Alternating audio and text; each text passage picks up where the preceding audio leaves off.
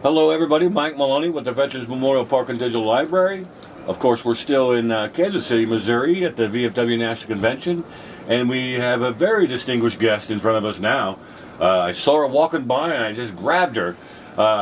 Debra Anderson, she's the past National Quartermaster, and we'll get into that. Actually, Debra, please spell your last name for me. Anderson, Anderson. Thank you so much for being here, Debra.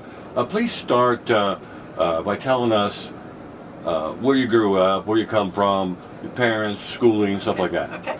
I grew up in Columbia, Missouri, so I'm from the Midwest, not too far from Kansas City. My dad was a college professor, and I went to school in Columbia, kindergarten through college.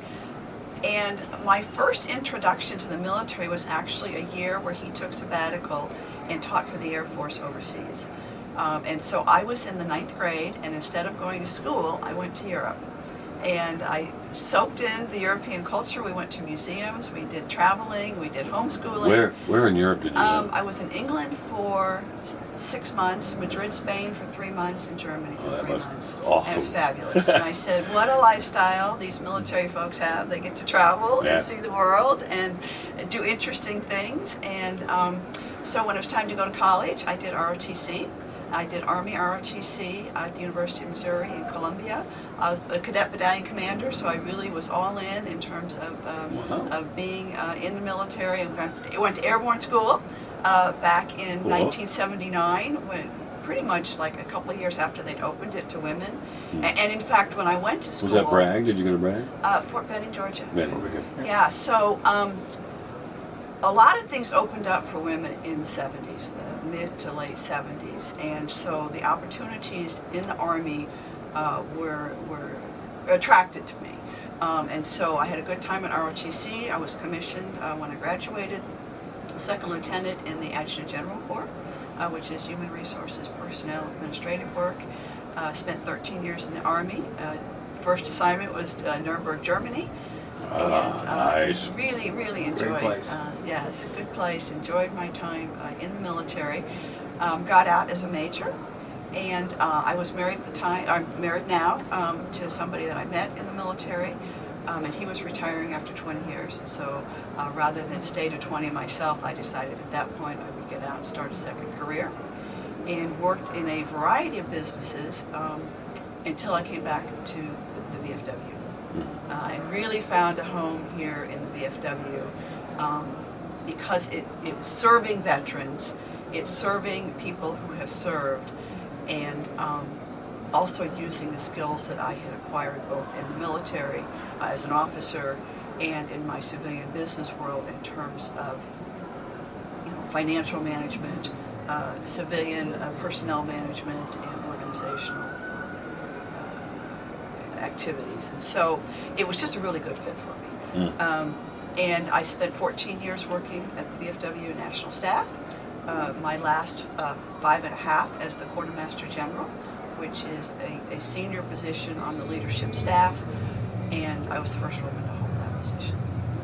So I'm very proud of that, and I just recently retired and am looking to the next stage of life. I enjoyed the VFW. I worked very hard, but now I have a little more time to travel and to do volunteer work and to enjoy some other things in life. Excellent. That's quite an experience there. So you're off traveling. You're just completely retired now. I am retired now. I'm actually going to be moving soon, and so I'm really waiting to jump into my next opportunity.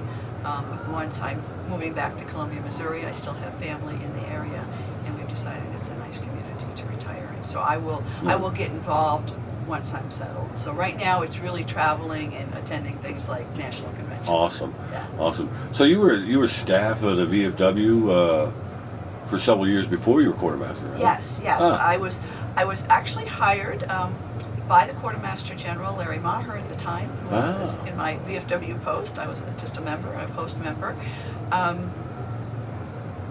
Because I guess he saw some potential in me to do good things at the national level. And he mentored you? He mentored me. And so I was just kind of an assistant director initially, doing special projects so I could work my way around the building.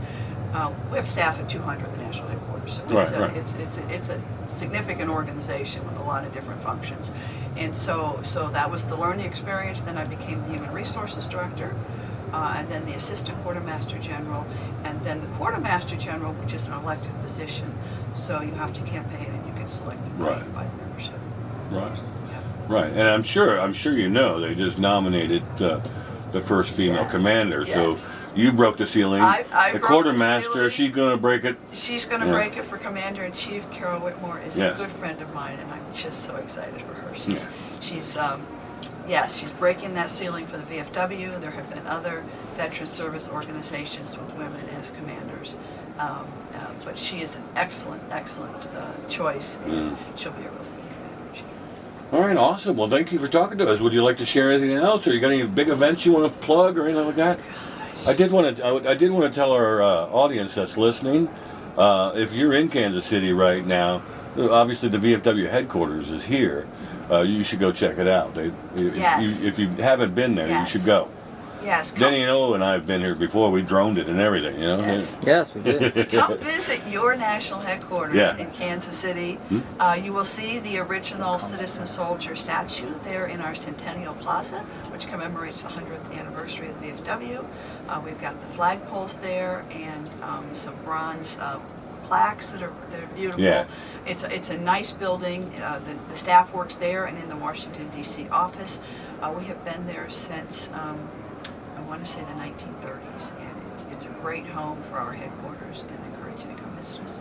Yes, everybody should go. Yeah. Thank you so much, Debra, for letting me flag you down and you come in here. It was nice talking to you. It's good talking to you. Have a great day.